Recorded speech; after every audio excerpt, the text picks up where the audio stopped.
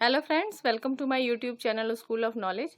आज मैं आपके लिए जीव विज्ञान विषय की पाठ योजना लेकर आई हूं और जिसका प्रकरण है वायु प्रदूषण। आइए देखते हैं कि वायु प्रदूषण के लिए पाठ योजना कैसे तैयार करेंगे। इसमें सबसे ऊपर लिखते हैं पाठ योजना संख्या, फिर लिखते हैं छात्र अध्यापक या छात्र अध्यापिका का नाम, उसके बाद लिखेंगे विद्यालय का नाम जहाँ पे आप प्रशिक्षण ले रहे हैं। उसके बाद एक टेबल बनाते हैं जिसके अंतर्गत इन 6 बिंदुओं को लिखा जाता है। जिसमें पहला होता है आपका दिनांक वो दिनांक होता है जिस दिन आप शिक्षण कार्य करेंगे। दूसरा है कक्षा, तो ये कक्षा 7 के लिए प्लान बना हुआ है। विषय इसका विज्ञान है, उप विषय जीव विज्ञान है, चक्र 1 और अवधि जो है 40 मिनट।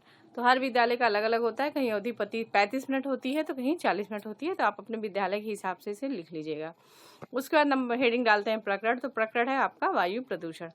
प्रकरण लिखने के बाद हम नंबर आता है उद्देश्य का, तो उद्देश्य 2 तरह के दिए जाते हैं, एक सामान्य उद्देश्य, दूसरा विशिष्ट उद्देश्य। सामान्य उद्देश्य जो होता है वो आपके विषय से संबंधित होता है, तो ये विज्ञान विषय से संबंधित उद्देश्य होगा। तो आप जो भी उद्देश्य लिखेंगे विज्ञान विषय को ध्यान में रख के लिखना है। तो इसमें जो पहला उद्देश्य है वो है बच्चों में विज्ञान विषय के प्रति रुचि उत्पन्न करना। दूसरा, छात्रों की तार्किक शक्ति का विकास करना। तीसरा, छात्रों में आत्मविश्वास की भावना को जागृत करना। चौथा, छात्रों की अवलोकन क्षमता को विकसित करना।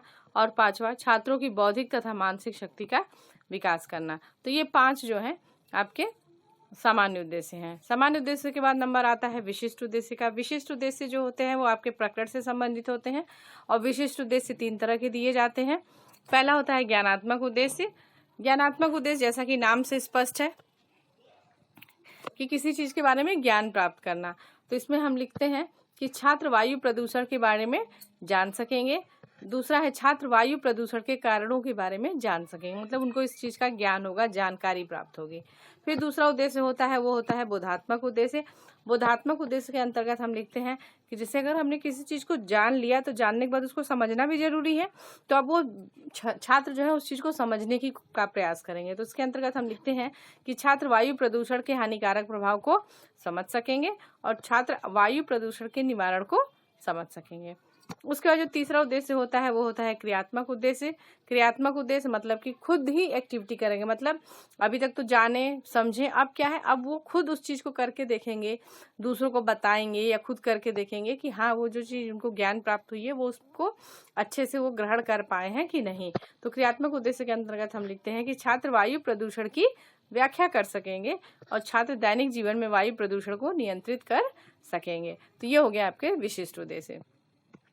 उसका नंबर आता है सहायक सामग्री का। तो इसमें हम जो है प्रकरण से संबंधित चार्ट पेपर बना लेंगे, साथ ही साथ उसमें रोलर, बोर्ड, संकेतक, चौक, डस्टर आदि जो है आपकी सहायक सामग्री होती है। उसका नंबर आता है पूर्व ज्ञान का। तो पूर्व ज्ञान में हम लिखते हैं, चाहे जितने भी प्लान आप बनाएंगे उसमें लिखेंगे कि छात्र, देखिए कोई भी छात्र जो आता है इस विद्यालय में वो ब्लैंक नहीं आता, वो कुछ ना कुछ उसकी ज्ञान होता ही है। तो उसके उसी संदर्भ में हम लिखते हैं कि छात्रों को वायु प्रदूषण से संबंधित तथ्यों की सामान्य जानकारी है। अगर आप वायु प्रदूषण ना लिखिए, आप ऐसे भी लिख सकते हैं कि छात्रों को प्रकरण की सामान्य जानकारी है, मतलब कुछ ना कुछ ज्ञान उनको है।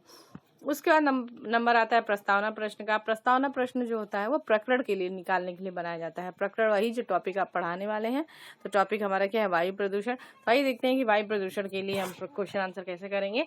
तो इसमें इस तरह से एक टेबल बनाते हैं। टेबल के बाद में शिक्षिका प्रश्न करती है कि यात्रा करने के लिए हम किन साधनों का प्रयोग करते हैं। तो बच्चे क्या जवाब देंगे कि हम वाहनों का या गाड़ी मोटर का प्रयोग, गाड़ियों का प्रयोग करते हैं। ठीक है, तो अब वहां से आपने कोई ये लिया आंसर। अब दूसरा क्वेश्चन पूछा, अच्छा तो कुछ वाहनों के नाम बताइए। आप बच्चों से कहेंगे तो बच्चे बता देंगे कि स्कूटर, कार, ट्रक आदि जो है वाहन है। उसके बाद फिर जो आंसर किया बच्चों ने उससे लेके नेक्स्ट क्वेश्चन बनाएंगे कि स्कूटर, कार आदि को चलाने के लिए प्रयुक्त इंजन से, स्कूटर कार में क्या लगा होता है, इंजन लगा होता है जिससे कि मोटर गाड़ी चलती है आपकी। तो बोला कि इंजन से क्या चलता है, तो इंजन के जलने से क्या निकलता है, धुआं निकलता है। तो बच्चे क्या जवाब दे देंगे कि धुआं निकलता है। उसका नेक्स्ट क्वेश्चन पूछेंगे कि धुएं, अगर धुआं निकल रहा है तो धुएं के द्वारा, हमने यहाँ से उठाया धुआं, फिर पूछा तो धुएं के द्वारा कौन सा प्रदूषण फैलता है, तो बच्चे क्या जवाब दे देंगे कि वायु प्रदूषण फैलता है। तो फिर हम वायु प्रदूषण को लेकर नेक्स्ट क्वेश्चन बनाएंगे कि वायु प्रदूषण से आप क्या समझते हैं। तो अब ये क्या हो जाएगा, समस्यात्मक हो जाएगा। बच्चे अपने अपने संभावित आंसर देंगे। देखिए समस्यात्मक प्रश्न तभी क्रिएट होगा जब वन वर्ड आंसर ना हो। जब अगर आप वन वर्ड आंसर पूछेंगे तो कभी भी समस्यात्मक नहीं होगा, बच्चे मौन नहीं होंगे तो आपका प्रकरण नहीं निकल पाएगा। तो इसलिए जो लास्ट क्वेश्चन पूछना चाहिए वो इस तरह से पूछना चाहिए, वो इलॉबरेटेड होना चाहिए, ताकि बच्चे कई आंसर अपने अपने हिसाब से दे। ठीक है, प्रकरण निकलने के बाद नंबर आता है उद्देश्य कथन का। तो उसके अंतर्गत हम लिखते हैं कि छात्रों आज हम लोग विज्ञान विषय के अंतर्गत वायु प्रदूषण का विस्तृत अध्ययन करेंगे।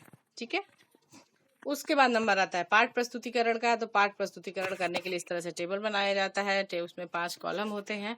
पहला है क्रम संख्या, शिक्षण बिंदु, दूसरा तीसरा है छात्र अध्यापिका कथन, चौथा छात्र कथन और 5वां है श्यामपट्ट कारिका। तो जो भी चीजें हेडिंग है उसके अंतर्गत ही हमें तथ्यों को अंदर लिखना है। तो क्रम संख्या 1 में शिक्षण बिंदु हमारा क्या है, पहला वो है वायु प्रदूषण। तो शिक्षिका क्या प्रश्न करती है कि वायु प्रदूषण से आप क्या समझते हैं। बच्चे क्या संभावित आंसर देंगे, यानी कि वो समस्यात्मक हो गया। ठीक है, जब समस्यात्मक हो गया तो शिक्षिका क्या करेगी, स्पष्टीकरण देगी। कैसे स्पष्टीकरण देती है देखिए।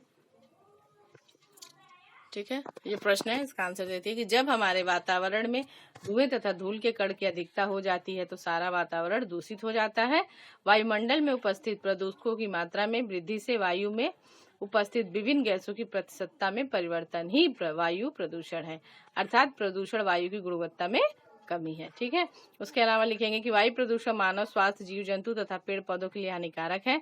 वायु प्रदूषण से दमा, चर्म रोग तथा अन्य बीमारियां उत्पन्न होती हैं। तो ये शिक्षिका ने जो है आपका अपने मुंह से कथन कह रही है, यानी कि मुंह से बोल के बता दिया कि ये चीजें वायु प्रदूषण होती है।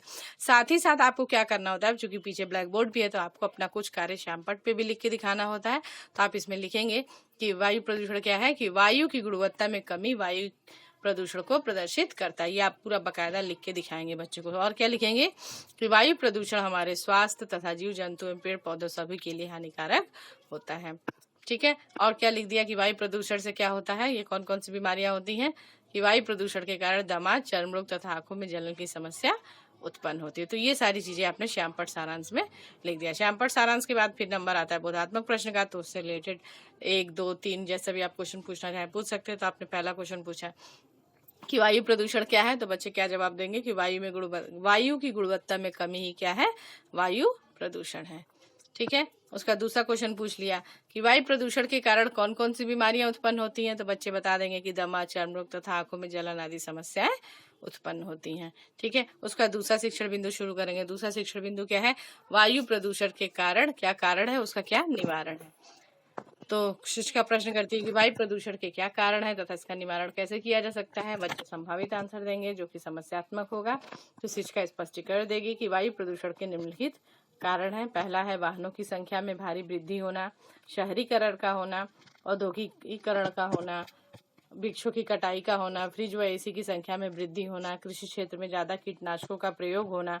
ये सब जो है वायु प्रदूषण के कारण है। तो कैसे निवारण किया जा सकता है, कि जो चीजें की जा रही है उसको रोक लगाई जाए। तो इसमें हम लिखते हैं कि वायु प्रदूषण को उपरोक्त लिखित कारणों, कह रहा है ना, वायु प्रदूषण को उपरोक्त लिखित कारणों जैसे कि शहरीकरण, औद्योगिकीकरण, वनों की कटाई तथा फ्रिज व एसी के उपयोग को नियंत्रित करके कम किया जा सकता है। साथ ही साथ ज्यादा से ज्यादा वृक्ष लगाकर भी वायु प्रदूषण को नियंत्रित किया जा सकता है। ठीक है, तो ये हो गया आपका वायु प्रदूषण के कारण तथा उसका निवारण। उसके बाद ये बोल दिया कथन, उसका श्यामपट्ट पे इधर साइड में लिख के भी दिखा दिया कि वायु प्रदूषण के क्या कारण है, वो पूरा लिख के दिखा दिया कि ये कारण है। ठीक है, उसके बाद वायु प्रदूषण को बढ़ाने वाले कारकों को नियंत्रित करके वायु प्रदूषण को कम किया जा सकता है। ठीक है, ये सारे जो है दिखा दिया। उसके बाद इससे रिलेटेड बोधात्मक प्रश्न पूछा कि वायु प्रदूषण के कोई 2 कारण बताइए। तो बता दिया कौन सी, वनों की कटाई और औद्योगिकीकरण। फिर दूसरा क्वेश्चन पूछ लिया कि वायु प्रदूषण को नियंत्रित करने के कोई 2 उपाय बताइए। तो उसमें लिख दिया वृक्षारोपण करके, और दूसरा वाहनों का नियंत्रित प्रयोग करके भी वायु प्रदूषण को रोका जा सकता है। तो ये 2 क्वेश्चन हो गया।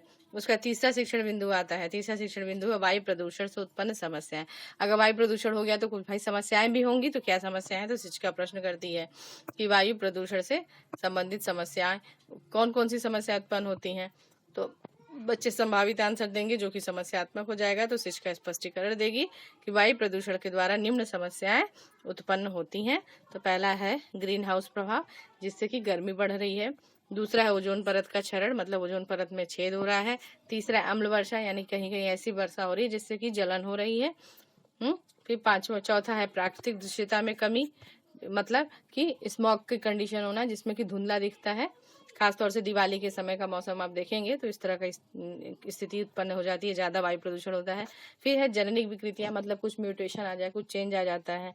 फिर साथ ही साथ इसके अलावा जो है कि जो नॉर्मल बीमारियां जो हमारे डेली रूटीन में हो जाती हैं वो है दमा, सर्दी, खांसी, अंधापन, श्रवण का कमजोर होना तथा त्वचा रोग का होना। तो ये सारी जो बीमारियां हैं वो वायु प्रदूषण के कारण होती हैं। तो ये आपने बता भी दिया बच्चों को बोल के, और एक एक बारे में थोड़ा थोड़ा समझा भी दिया।